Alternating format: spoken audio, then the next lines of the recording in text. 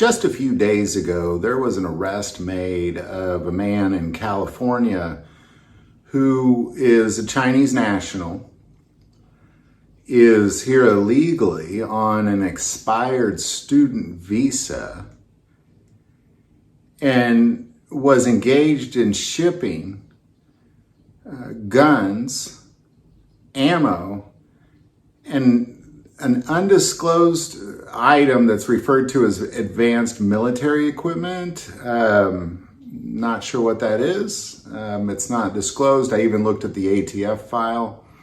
In their documentation, it's not disclosed.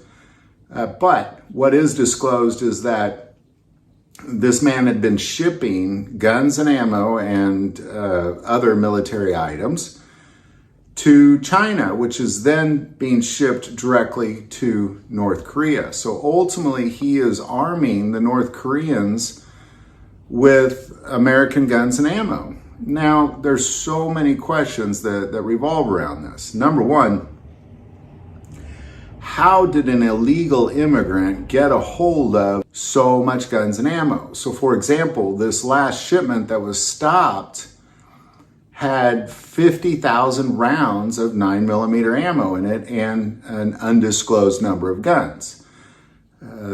This is just the latest shipment. This one was blocked. Other shipments were not blocked. So really, I the big questions I have is, well, number one, if you're gonna try to get a hold of guns and ammo, California's probably not the best state to do that in.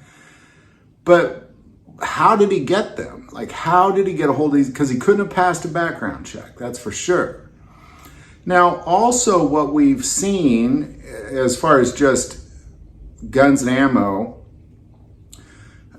being illegally imported and exported in and out of the United States is that hundreds and hundreds of thousands of rounds have been illegally imported into the United States over the Mexican border along with guns.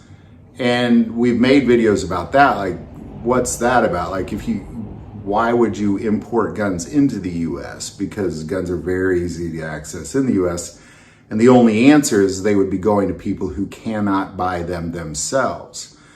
Certain people that are already determined.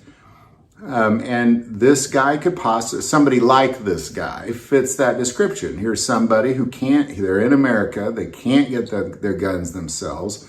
So somehow they're accessing hundreds of thousands of rounds of ammo and a bunch of guns and other military equipment, and they're able to access them here in the United States, hide them in shipping containers, and ship them to North Korea via China.